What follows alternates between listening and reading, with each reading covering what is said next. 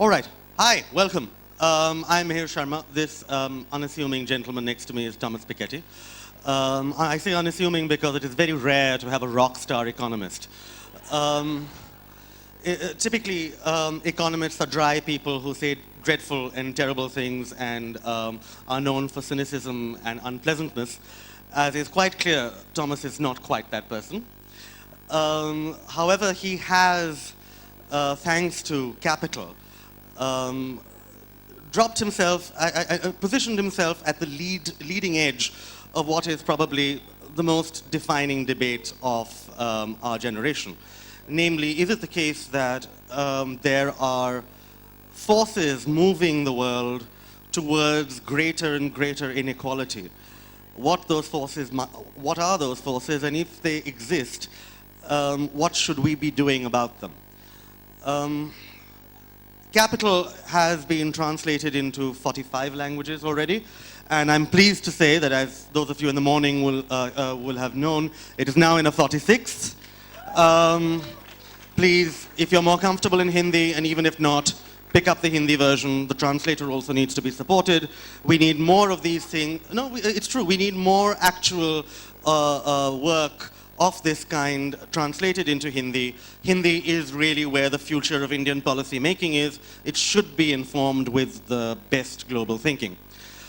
The reason I think that capital has made such a difference is, the book has made such a difference in the past 5 or 6 years, is that people have begun to realize that there is something that they are observing about the world economic system, and they haven't been able to pin down exactly what it is. Exactly what is causing it. What they have observed is that over the past 30 years, it appears that what had been an assumption of easy mobility, that the middle class would continue to be strong, would continue to get ever larger, this assumption has been challenged. And capital has become mobile. It has been able to find returns in all sorts of economies that are maybe not the economies where it originated. And that has allowed it to multiply, expand, and possibly take a larger proportion of global growth than ever before, or than had been in the case previously. What Thomas has done in Capital is to demonstrate through an extraordinary wealth of data and an enormous amount of hard work that this is in fact a phenomenon that is occurring, at least in the economies for which data is available, and we'll get to that in a minute. And he has, in addition, produced a wonderfully compelling, simple and comprehensible explanation, something that pretty much everyone, if they put their mind to it, can understand while reading the book, of why this is happening. Now, we may question whether it is deep enough, whether it is applicable anywhere, but the point is that this precise explanation, along with the voluminous and persuasive data that he collated, is sufficient for this book to be, I think, possibly the most influential economics book since I started thinking about the subject, which is back when I had a full head of hair. Now, when I was is this relevant to us in India? Well, you know, first of all, everything about the world is relevant to us in India. We comprise 1/5 of it. And we are a larger and larger proportion of the world economy. We have to figure out exactly what's going on in the rest of the world as well as what is happening in India. We're far too insular about our economic thinking sometimes. But in India also, I think, we are constantly grappling with questions of inequality, questions of growth. Does growth come before inequality? Is absolute or relative poverty more important? And Thomas's book shows us one way, and an important way, in which to think about these problems. What Thomas will tell you when he approaches the Indian question is that he'd love to be able to tell you exactly what is happening in India, but we don't have the data for it. And I'm going to steal his thunder just a little bit on this subject, because I may be the only person who is allowed to do this, because many, many years ago, when I was a very young graduate student, I was fortunate enough to have my ticket to India paid for by Thomas. And this changed my life in two ways. First of all, I was able to come home and see my parents in a way that I couldn't have been able to afford otherwise. But also, the months I spent sort of tramping up and down in the Central Board of Direct Taxes at the Ministry of Finance and the National Institute of Public Finance and Policy demonstrated to me that there is something vastly wrong with our own government. And what actually happened was that we were looking for, Thomas was looking for, and I was his sort of agent in this, looking for details of how, of tax returns for India, not individual names, but just the broad statistics, in order to see whether there had been a change in the distribution of taxpayers in the recent past as the liberalization process had gathered steam. And that data had been available until 2000. I was looking for it in 2001 and 2002. The moment, I mean, my assumption is that the moment that people discovered in the government that people were looking for it, they looked at the data and discovered there may be things there they don't want discussed. And so India, alone among major free and open economies, does not have this data available for us to take a decision. And this has been the case for 15 years. Ever since Thomas started first looking for it. So that's something that you really need to think and worry about. We need more accountability from the government. This book would not have been possible, this thinking about capital would not have been possible if the West did not give Thomas the data to think about it. We will not in this country be able to make informed choices about policy until we have the data as well. Right. The subject of this is the politics of inequality. Those of you who were here in the morning saw Thomas talk about some of the mechanics of how he believes inequality is created and sustained, but he wants to be optimistic about it. He wants to tell us that there are, in fact, ways in which, political ways in which we can approach what is not there's no inevitability to this. There is something that we can do about it, and the answer to this is politics. Am I wrong? So here's Thomas.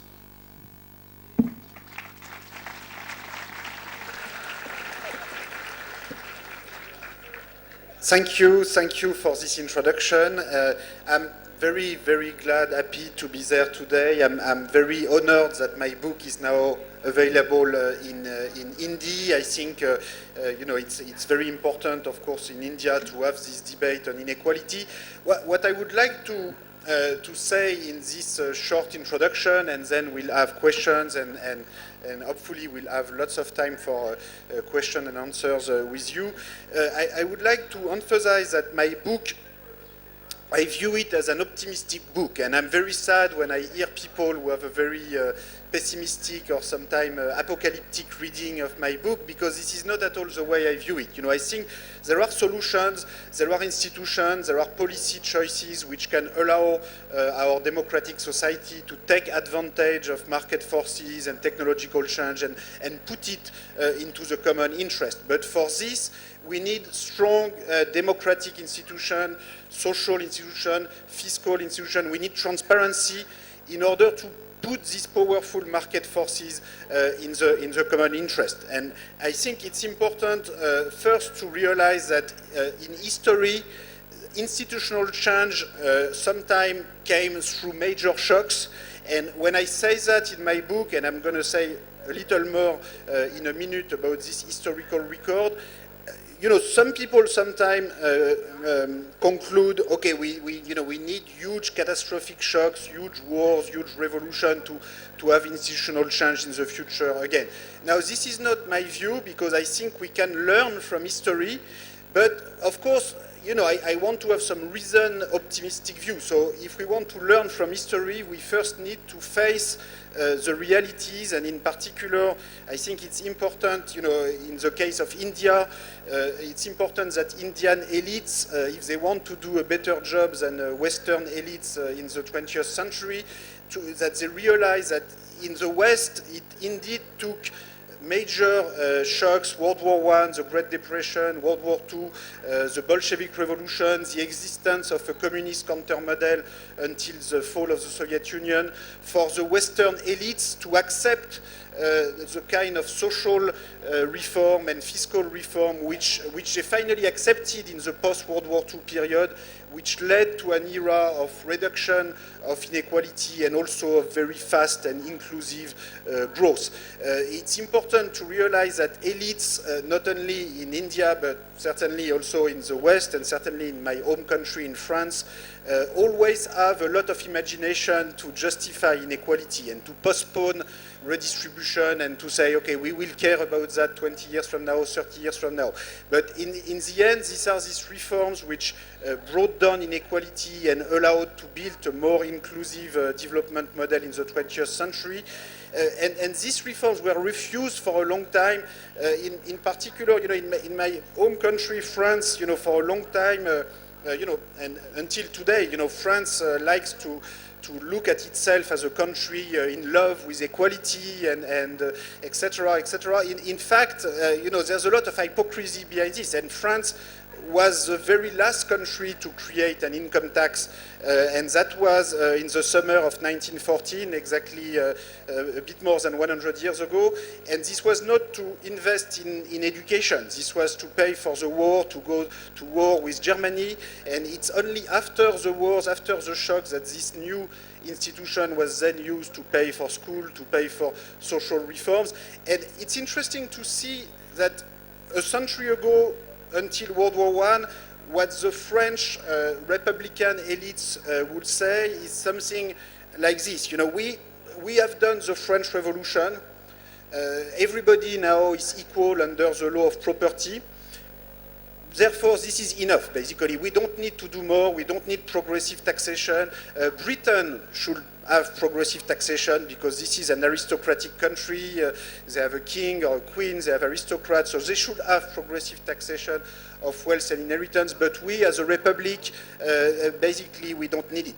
Except that when I looked at the historical data for this period, I discovered that the concentration of wealth was in fact as large as in Britain until World War I, and the fact of being a republic, I'm very happy to be in a republic in France, not to have a king or queen, but this doesn't change the basic dynamics of inequality unless you have proper fiscal institutions, social institutions. So the politics of inequality involve a complex mixture of institutional change and change in the belief system, and there's a lot of resilience, in particular from the elite and from the, the side of the winners of the economic system to postpone this kind of reform.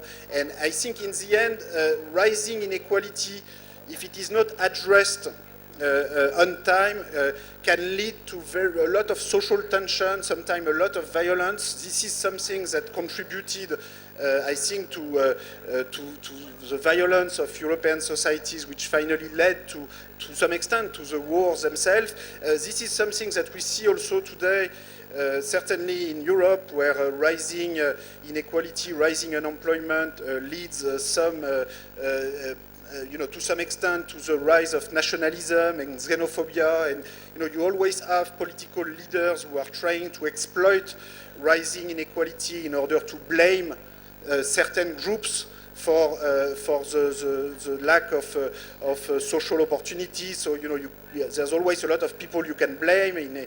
Certainly in my country, there's a rising extreme right-wing movement that's blaming foreign workers, foreigners. In other contexts, you could blame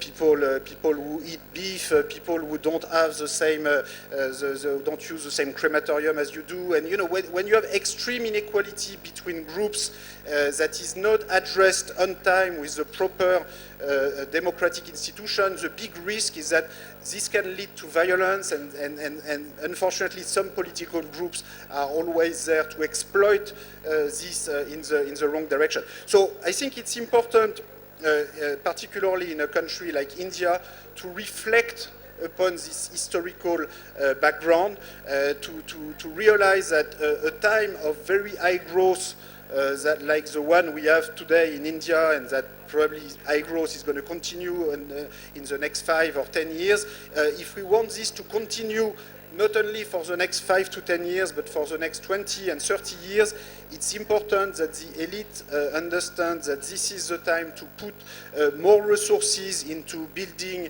state capacity and building a social investment strategy that can lead to sustainable and equitable development. So India, as in terms of political institution to reduce inequality and to provide sustainable development, I think I'm very optimistic about India in the sense, this is an incredibly young, energetic country. It has solid democratic institution, which of course you don't find in China, where there's a lot of opacity, not only in the political system, but also in the economic and financial system, and we see that with the financial crisis today in China. So India has many strengths for the future, and it can I think, be the world leader or one of the world leaders in the 21st century, but only to the extent that it can cope with inequality, which requires bringing more transparency. Although, of course, India is more transparent than China. I think there's an evolution which you referred to a minute ago, which is problematic, not only for income tax statistics, but more generally about the measurement of inequality and the ability of Indian society to adapt its policy and institution to a changing environment. So in the case of income tax statistics, let me say another word, it's China, India is not in a unique situation in not publishing income tax data. There are countries like China who also have an income tax and no income tax statistics at all. What's unique in India is that, of course, India is a democracy. It's a democracy that passed a Right to Information Act 10 years ago in 2005, and at the same time, and this is really paradoxical, stopped completely publishing any detailed statistics about its income tax. So it stops in 2000, and over the past 15 years, there's been no publication of income tax statistics. So this is quite unique to have a country where you have a decline in the quality of available public information about inequality, especially if at the same time the country is claiming to have more right to information. So here I think there is a paradox which needs to be addressed, and I heard this morning the chief economic advisor of the Indian government saying that this is about to change, and this is good news, but I would like this to be delivered. I would like the change to really happen, because unfortunately I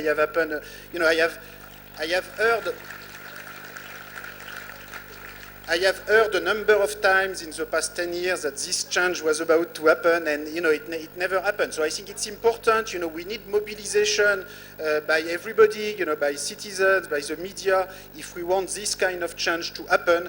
Otherwise, things I think can continue in this direction. The other example of lack of transparency and at the same time the type of institution and policy we need to bring down inequality that I would now like to mention is the very sensitive issue of reform of the reservation system in India. And here I would like to say two things. First, I think in many ways, this is an area where there's a lot to learn from India for the rest of the world. I think India has tried to develop a reservation policy, affirmative action policy in order to improve access of the lower socioeconomic groups, in particular to education, in a way which very few countries in the world have tried to do that. So of course there's a particular context, which is a context of extreme inequality of status coming from the past inequality and the caste society in India. But I think it would be a mistake if Western countries believe that they don't need to worry also about effective equal opportunity. Sometimes people in the West say, oh, okay, this is a pure Indian problem. We don't have this problem. We are very meritocratic countries. But I think there's a lot of hypocrisy. I think in France or in the US, children from poorer neighborhoods certainly don't have the same opportunity to access higher education than the richer families. And we don't really care about it, and we don't really do much about it. And I think India at least has tried, certainly in an imperfect way, but has tried through the rule of law with public reservation to try to improve the situation. Now, there is new challenge for this system in the future, and here I would say that it's a bit disappointing and sad that the 2011 socio-economic caste census has not really been used as much as it could. And in fact, most of the data has not been released yet. And I think this is unfortunate because the objective of this census, well, you know, we could have the debate again as to whether this census should have been conducted. It's a complicated issue, but in any case, the choice was made to conduct this census 5 years ago, in 2011, in order to clarify the complex structure of inequality in India, and in particular the complex relation between caste on the one hand and income and wealth and family assets on the other hand, so the relation between social inequality and economic inequality. And as you all know here, this is very much needed because there's a lot of complexity in this relation. Nobody really knows the proper frontiers of the OBC groups across India and the relation with income and wealth and the comparison with the income and wealth of either lower SC groups or higher caste groups. And in the long run, one can make the case that there should be a gradual evolution of the reservation system from a system that's mostly based on caste to a system that's more and more based on parental income and parental wealth independently from caste. And this is something that will take a long time. It's a very delicate issue, but if we want to get moving in this direction, I think the publication of the census, of the 2011 census data and broad public access to this information on an anonymous basis, of course, because like for income tax data, the issue is not to give individual names, but to allow for sort of rational use of the anonymous data. I think that's very important for Indian democracy. And I think, and let me conclude there, that it's also very important for the world, because India is a big part of the future of the world, and this area of equal opportunity is really an area in which the rest of the world has a lot to learn from this experience and will have to face the same challenges to a large extent in the future. So let me stop there, and thanks a lot for your attention.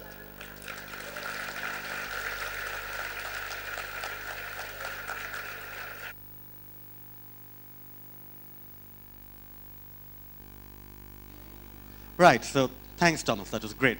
And as you can see, Thomas isn't sort of detached from the problems that we're going through here. He understands and he knows exactly what the sort of political contours of the debate here are.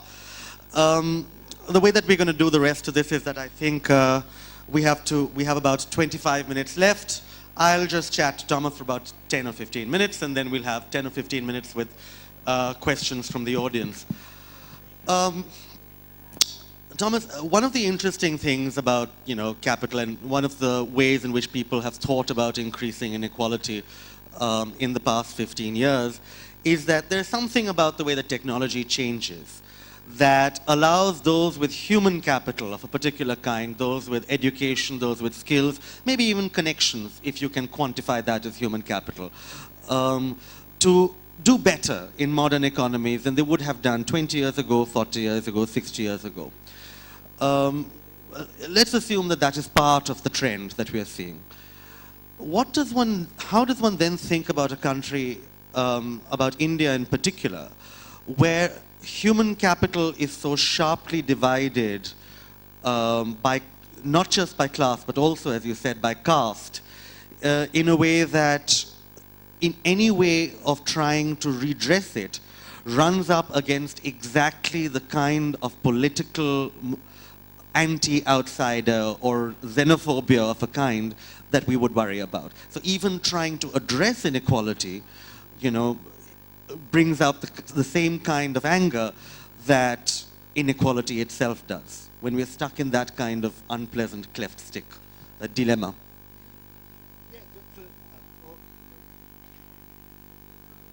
Right. The difficult part, as you said, is to find a way to correct inequality that is legitimate or that seems justified to, maybe not to everybody in society, but to a big part of society and to the people who are the most, who suffer the most from economic and social deprivation, but also from some of the losers and some people in the middle. And we need to find some common criteria on which we want to base, for instance, a reservation system, a policy to improve equal access to education. And I think this is where this socio-economic caste census can be useful, which is a way to try to put on the table, okay, here is what we know today about the relation between poverty, inequality, and caste, and here is how we can combine the different criteria. Given our limited ability to observe income and wealth, we want to improve certainly, but we have to be realistic. That's always going to be imperfect. In addition, you have discriminatory behavior, which is specifically based on caste. So that's extremely difficult to get any kind of agreement. And in a way, it's a miracle that this works in a relatively pacific manner, and many countries, I can tell you, in my own country, in France, there's a lot of evidence that there's a lot of discrimination against people with North African origins. If you have the right CV, the right degree, but you have the wrong name, you are named Mohamed Salah, and you try to apply for jobs, you just don't get. You don't even get an interview, and there's a lot of studies showing, manipulating CV, just sending the same CV with a different name, you don't get the interview. And people in France, are not ready to have any kind of real action to try to correct this. Well, some people are ready, but, by and large, the public opinion, unfortunately, is not ready for that. So the fact that, India has managed to some extent to develop a system is already something like a miracle, but we need to do better. We need to do better, and I think one way to go again is to publish this information and try to see, what's a reasonable way to combine income with, this is already done in a way in certain for universities, at the GNU in Delhi, they try to combine, income point system with caste point system in a way that may not be perfect, but at least tries to put everything on the table in a transparent manner. As you said, the key issue is the diffusion of skills and knowledge, because in the end, this is really what will allow Indian growth to continue, and what will allow a large group in the population to benefit from market forces and globalization and technical change. Otherwise, rising inequality and the fact that many groups do not benefit from growth, can generate more and more tension. It's Thomas mentions this sort of experiment that you can conduct where you basically construct very similar CVs and then you send them out to employers, to possible employers, and you see if they have identifiable names, names that are ethnically associated with a particular community, what kind of callbacks do you get? And in the US, where it was first developed, you discovered that identifiably African-American names had a significantly lower callback rate. In France, it was North African names. There have been a couple of similar experiments done in India. For lower caste names, I think the results were mixed. In many ways, it turns out that upper castes in India don't actually know what that many lower caste names are. We are so very insulated from the caste system that it's no longer that visible to us. But what definitely stood out, and I think both the experiments that were conducted, was that we don't hire Muslims. So those identifiably Muslim names did not get the callbacks. What I wanted to ask you was, have you ever thought about the possibility, this is something that I think about every now and then. There are two things that help one imagine the kind of, the creation of the kind of policies that allow the mitigation of inequality. The first is that the World War didn't just change capital stocks. It didn't just, allow people governments to raise taxes. To a certain extent, it created a sense of national solidarity. It broke down the barriers that may have been built up over time. Many countries that have gone through that kind of cataclysm of one kind or another, for China, maybe even the Cultural Revolution matters. I mean, something that allows you to move from older patterns of division and through that shared pain, develop a common common national solidarity. In India, to our great fortune, we have not had something like that. But maybe that makes the task of creating policies that can exploit solidarity and use that solidarity to create empathy and to create policies that mitigate inequality that much tougher. Okay, so do we need wars to create solidarity? Well, no, but look, no, this is, I think it's important at the same time to be aware of, the role that violence and wars played in the past, and to think seriously about how we can do without it. And I think this shows that indeed this is very challenging. Let me add to the role of wars, the role of revolution. I think now the Soviet Union, disappeared when we were not even adults, or, I became, actually, I was born in 1971, so I turned 18 in 1989 with the fall of the Berlin Wall. So, I was too young to have any temptation for communism, and then the fall of Soviet-type communism was a sort of defining moment when I became an adult. But the existence of this communist counter model, with all its very bad consequences for the populations that were living there, this actually played a role in sort of forcing elites in the West to deliver reforms that they refused before. In the case of France and other European countries, it's very striking to see that the same political groups which until 1914 did not want to vote the income tax, in 1924 they suddenly vote an income tax with a top tax rate of 60–70%, and this is actually the most right-wing parliamentary chamber in the history of the French Republic, the parliamentary chamber that was elected right after World War I. So why do they do that? Well, because, after the Bolshevik Revolution, they feel that, after all, progressive taxation is less dangerous than straight expropriation. So, I'm not saying we need another Soviet Union. Fear of it is enough. But pressure, I think political pressure can come in different ways, and it doesn't take wars. It can, political mobilization can make a difference. So, the other thing that one has to think about is that, and I think that we're going through a process in this country where we're worrying a lot about jobs. We have 13 million jobs to create a year. We struggle to create even half those. And when we talk about jobs, we're not typically talking about temporary employment. We're not talking about unsafe employment. We're looking for the kind of thing that gives young people the security and the idea that they are on a ladder to a particular kind of progress. And that's pretty much what you need to ensure that they don't get unhappy, they don't go out on the streets and protest.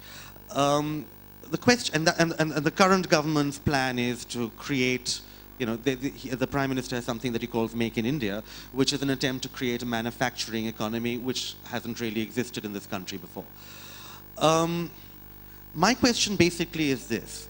In the reduction of inequality, which has been, which was this moment, almost a momentary phenomenon in the economic history of the world, what role did the presence of mass manufacturing play? And can you imagine a situation without mass manufacturing, an economy without mass manufacturing, in which there is not just, in which these policies can be formed, these career paths can be created for people that allow inequality to gradually go down?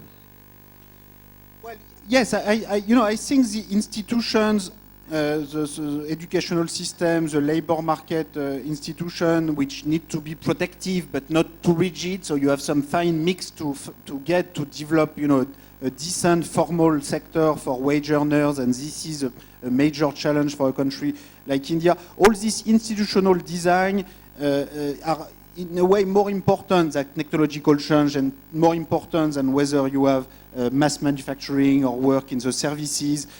I think mass manufacturing was a particular moment in history, and it happened to coincide to some extent with the post-war high growth and relatively low inequality period. But manufacturing and employment in the US has started to decline as a fraction of total employment in the early 1950s. So, even in the grand period of the 50s, 60s, 70s, when you had relatively low inequality by historical standards, there was a decline in manufacturing jobs. If you take, textile manufacturing, this has started to decline in the West around mid-20th century. So already in the golden age of the 50s, 60s, 70s, if anything, this form of manufacturing employment was already going down massively, but this was replaced by other forms of employment.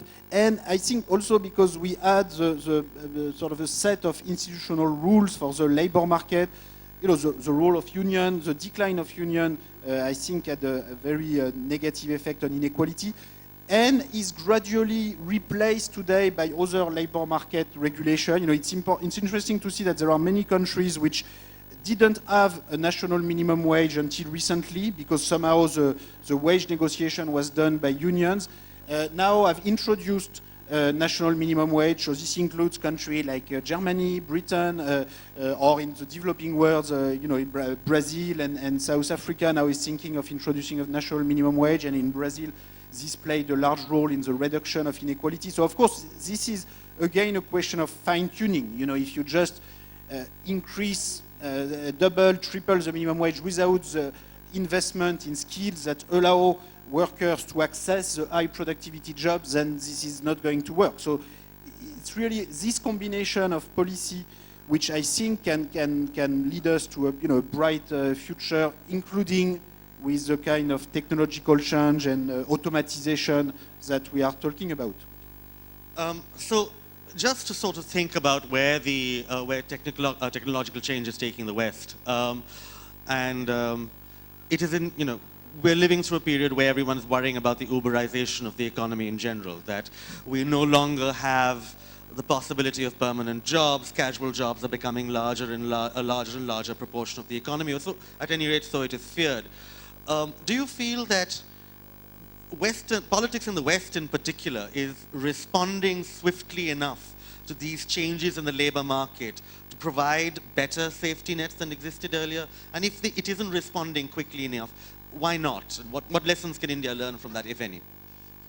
Well, I think the risk is to get accustomed to a two-tier labor market system where you have, you know, some people as in France, as in France, and, you know, even worse in a way in Spain or Italy, in Greece, but certainly France belongs to this category where you have you know, a group of people who have a permanent job, and then other people who go through precarious This is very much what we have in manufacturing in India. You have 1/3 of the people are permanent employees, 2/3 are casual employees, and the permanent employees will be paid 8 times as much as the casual employees, but they're doing exactly the same job. Right, so you have to, you know, in some cases, I think there's a need for some serious change in the labor law to have a unified, permanent labor market as the norm, with a level of protection that is significant, but at the same time, which typically depends on the tenure length, you know, which is not the same in your first 6 months, in your first 5 years, and this is something that you know, many European countries have still to do, and in a different context, you know, with a much smaller size of the formal sector in India, this is absolutely central for the future. So, I mean, when it makes sense what you are saying, but when this point was put to, I think the attempts were made in France to make certain changes to that. There was a lot of the objections were very strident as well. I mean, even from young people. So, why do you think there was this gap between the policymaker, the politician, and the people whom the policy was supposed to help? Well, I think, you know, many mistakes have been done in Europe over the past 10 years in particular, because there was, you know, the Europe in a way transformed through its own mistake and through its own bad policy decision, has transformed a financial crisis which initially came from the private financial sector in North America into a public debt European crisis, in spite of the fact that initially the public debt was not higher in the Eurozone than in the US or in Japan or in Britain. And this is, I think, due to basically bad institution in the Eurozone. I think it's not possible to have a common currency with 19 different public debt interest rates on which financial markets can speculate, 19 different corporate income tax on which corporations, and in particular large multinational corporations, can shift their profits around so that they don't pay any tax anywhere. So, you know, I think this has not worked, and the decisions that were taken to reduce deficit too fast with a lot of austerity, you know, led to rising unemployment, rising xenophobia in the recent years. I think, there's been a lot of selfishness on the side of Germany and France, which both countries benefited from 0% interest rate on their public debt over the past 5 years. So they thought, well, okay, too bad for the south of Europe. They will pay 5, 6, 7% interest rate. And at some point, we even made money, by lending to Greece money at 5%, which we were borrowing at 0%. But we were telling the Greeks, oh, but that's a good margin. On the market, you will be paying 10%, so you should be happy. But, look, if we try to build a political union together, you have to share the interest rate. You have to share the corporate tax. Otherwise, what's the point of sharing a currency? So these were major mistakes. And then when we say, 10 years later, 5 years later, well, the problem is labor market reform or, reform of opening times for shops in France, I think these are minor issues as compared to the huge mistake in terms of macro policies that were made. So I think it will be a lot easier to talk about labor market reform or other reform if we will start by having a better macro policy and more investment in growth and a recovery strategy. Otherwise it's impossible. If you just blame people for what happened and don't recognize the mistakes that were made, how can you... The reason I ask that is because we're facing in India exactly the same attempts to try and liberalize the labor markets without actually, with minimal political intervention, with an attempt to try and ensure that our labor market reforms don't put people out of jobs, but bring them along. And the objections are very similar, and so that was the reason I asked. Okay, we have about 10 to 12 minutes for questions. Try and ask as short and as concise as questions as possible. I'm known to be a horribly rude person, so if you're asking a question that sounds to me to be too long, I will cut you off and we'll go on somewhere else. Okay, can we ask for the lady in the second row, please? Thomas, thanks for that. I just wanted to find out your views about the North-South trade relationship, which has always been quite unequal, particularly in terms of the trade barriers and the free trade agreements, etc., where the lower classes socioeconomic order in the developing countries don't benefit. In fact, it's quite negative for them. So how much does that go towards creating further inequality within the countries, but between the North and the South? Right, so for a long time, of course, the North has benefiting a lot from being, in effect, the owner of a big part of capital in the South, and this is still the case to a large extent, and for a very long time, the profits and capital income flow out of the southern hemisphere countries, have represented, huge flows, in particular at the time of colonial empires for France and Britain, which in fact were able, as I show in my book, to run a huge trade deficit, but because the capital income inflow coming from the south was much higher than the trade deficit, they could afford having this deficit and at the same time buying more and more assets in the south. So it's as if you pay rent to your owner, and with the rent the owner is buying the rest of the building. So it's difficult to, it's always difficult to pay rent to your owner, but when it happens between countries, as it has happened over time in history, this is very violent, and this came for a long time with political domination and military domination. Now, we are not exactly in the same historical phase, of course, today, but still, I think there is the same kind of attitude of northern hemisphere countries to try to pretend that they are helping with international aid, etc. But in fact, when you look at the numbers, the so-called foreign aid, going to Africa, a big part of it goes to the wages of Western consultants, doing job in Africa, which, sometimes it is useful, sometimes it is less useful. And in any case, even if you put all this money into the official aid flow, this is less than the outflow of capital income coming out of Africa and going in particular to Europe and North America. I think what's worst is the fact that the so-called, modernization and trade liberalization reform came and still come today with very often a lot of financial opacity, in particular in favor of large Western multinational corporations who often pay very little tax or no tax at all in these countries. And I think by and large, Southern Hemisphere countries, it's not that they need aid, they just need an international legal system so that they are not being stolen money any longer by the multinational corporation, and also sometimes by their own elite in Africa or in India, who put their money abroad in tax havens, which Western countries are very happy to tolerate and to actually help in the current legal system. So I think there's a lot of hypocrisy.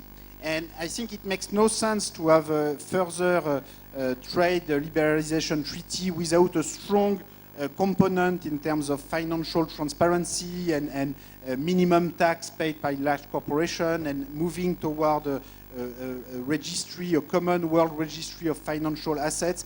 This is technically doable. This is a question of political will, which so far has been lacking. But I think pressure from Southern countries, in particular from India, in the future, could play a very important role to move in this direction.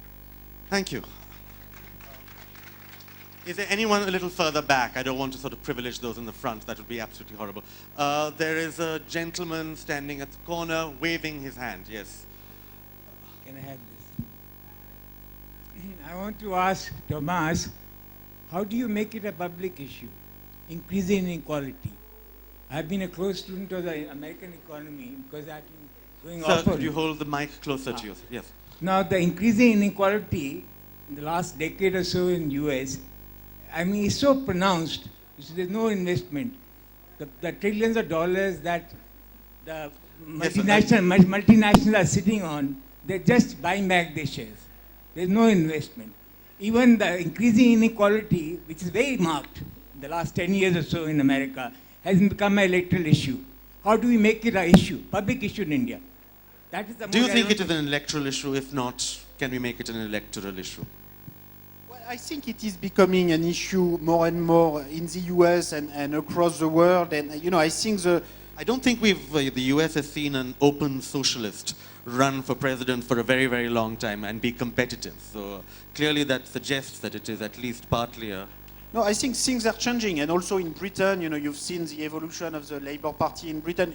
I think, there are some evolutions which, in different parts of the world, show a rising concern for inequality. And, I think in its own little way, the success of my book shows that there is a strong demand by citizens, a strong demand for democratization of economic knowledge so that people can make their own opinion about these issues, which are not technical economic issues and on which everybody must be able to put pressure through its own way. So, this makes me optimistic in the sense that, I think there can be change. Now, the political rules of the game, the political institutions themselves are very important and can make the change more or less likely to happen. So in particular in the US, the fact that now there's almost no limitation to the influence of private money into politics and the ability to finance political campaigns and political parties is extremely frightening. This is something that used to be different. There used to be law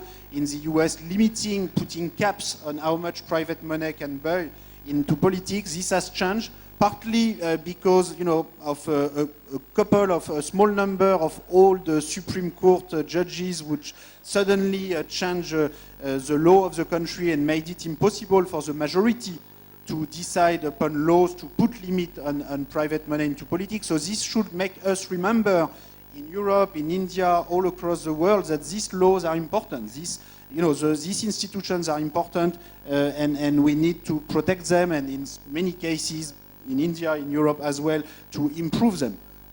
Okay, we're running out of time. We just have a few minutes left, so we'll take two more questions. The young lady right in the front, please. Young lady right in the front. Could you get her mic? Yeah. Hello, good evening.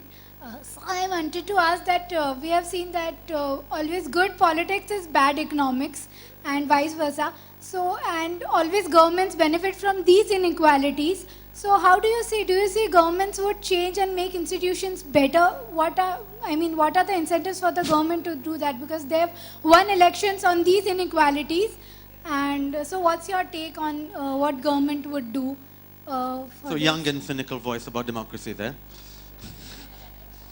Well, I think, the change never comes naturally. The change comes from pressure, from big outside pressure. So I think, that's why everybody is important. Everybody matters, and we need a broad pressure to bring this change. I believe in the power of books, in the power of ideas, but at the same time, books can do only what books can do, and they can help, people to change the view, change the dominant public opinion, but then it's really, political action and political pressures that can make a difference. So, in the case of transparency about inequality, there's always a temptation for government, or at least tax administration and government above them, to keep the information for them, because information is power. And now what's important is to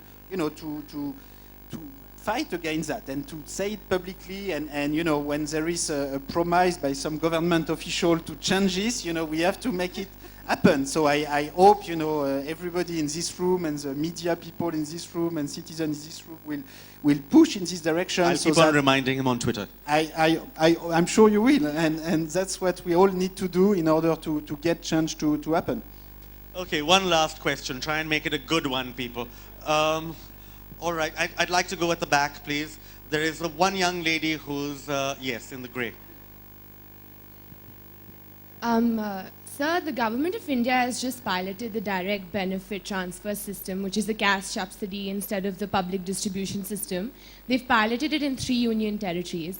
I want to know your comment on whether this system will be more efficient than the PDS in solving inequalities given the rural infrastructure. Cash versus kind. What do you think? Okay, I'm not sure I want to get into this specific debate.